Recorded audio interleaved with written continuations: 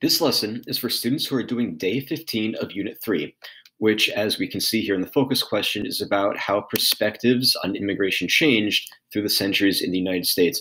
And this lesson is going to be focusing on contributions of and opposition to Chinese immigration. Now, I'm going to do a walkthrough of this lesson and its resources and provide clarification and pose supplemental questions along the way that hopefully you will find useful. Feel free to pause this video when necessary to give yourself time to create your responses. And as we can see here, the objective of this lesson, like I said, is to not only examine the contributions of Chinese immigrants, but also the nativist opposition that kind of culminated in the passage of the Chinese Exclusion Act. And over the course of this lesson, you'll examine not only maps and videos, but also a wide variety of primary sources, including cartoons and posters and federal laws, and an individual's letter written to a pretty famous social reformer whose name you might recognize from earlier in this curriculum. And working with such a variety of primary sources will really allow you to hone or to improve your historical perspective skills. We will end this lesson by reflecting on whether the events connected to the Chinese Immigration Act represent progress or decline for American democracy, which is the recurring theme throughout the lessons of this unit and is directly tied to the unit assessment, which is to write a historical narrative on the progress or decline of American democracy between 1865 and 1920. And I should mention that there are separate videos on both writing historical narratives, and there is also a separate one focusing on the language of perspective, which is going to be a big part of this lesson. So please feel free to check those out if you need. So we start this lesson by examining a map showing what percent of people in each state were born in other countries in the year 1890.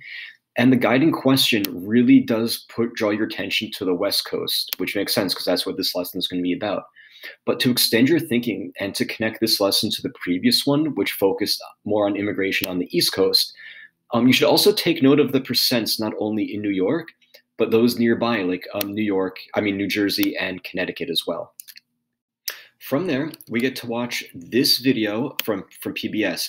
And this is an amazing clip, not only because of the quality of information it presents us with regarding the context of this era, but also it gives us a very powerful introduction to the nativist themes that are really going to play a role in this lesson. And just as a reminder, nativism is the discrimination against any individual or group based on whether or not they were born in this country. Fundamentally, nativists were anti-immigrant.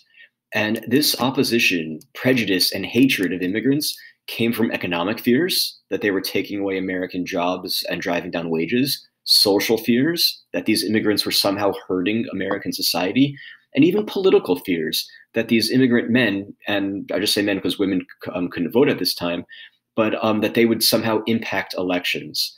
And after you write your summary in this box, I would also recommend that you add one connection that you can make between what you learned in the video and today's world.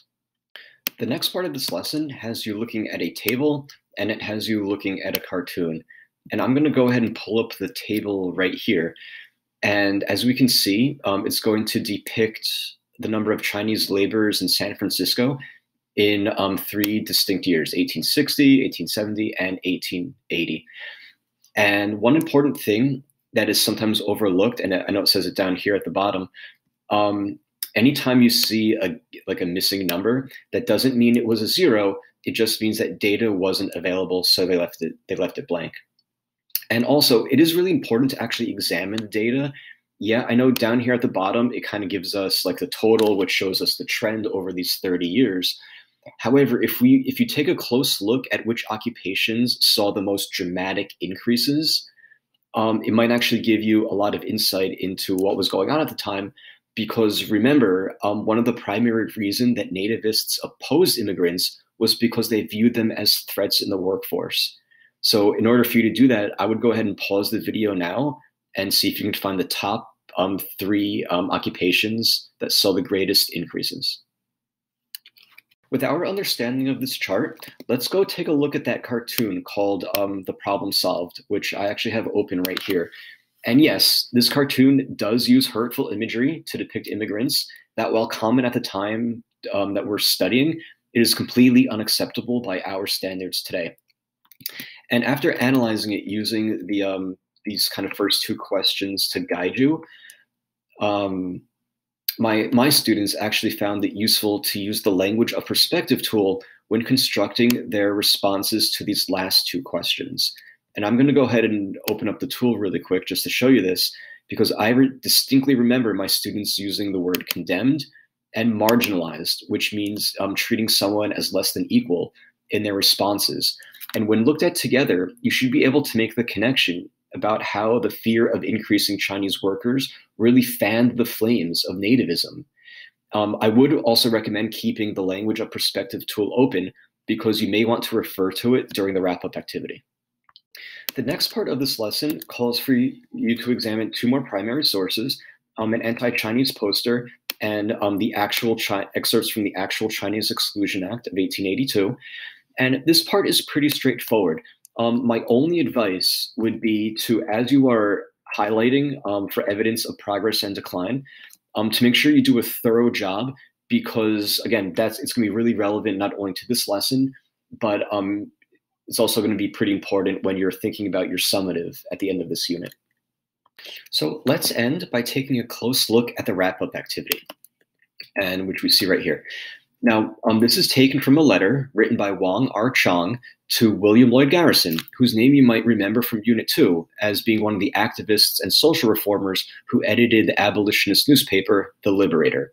And I know that the directions call on you to, again, highlight for evidence of progress and decline, which, again, is a very important theme in this unit.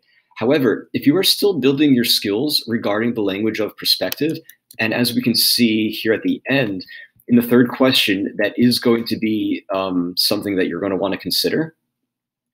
You might actually want to take the time to actually identify those components of the language of perspective in this reading as well.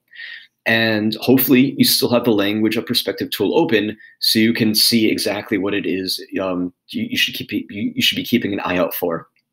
And I don't think you need to annotate it as thoroughly as you did in the previous lesson, where you were giving each component of the tool its own color, but maybe instead just using one color for them all, but making sure you have it different from the orange and purple that are called on in these directions. Once this is done, all that is left is for you to consider all the information you saw in this lesson and determine whether the Chinese Exclusion Act and its associated events show progress or decline of American democracy. And as a final piece of advice, I would highly recommend revisiting not only the actual law and Wang R. Chang's letter, but also your notes on the video, as well as the poster and cartoon that we saw earlier in this lesson.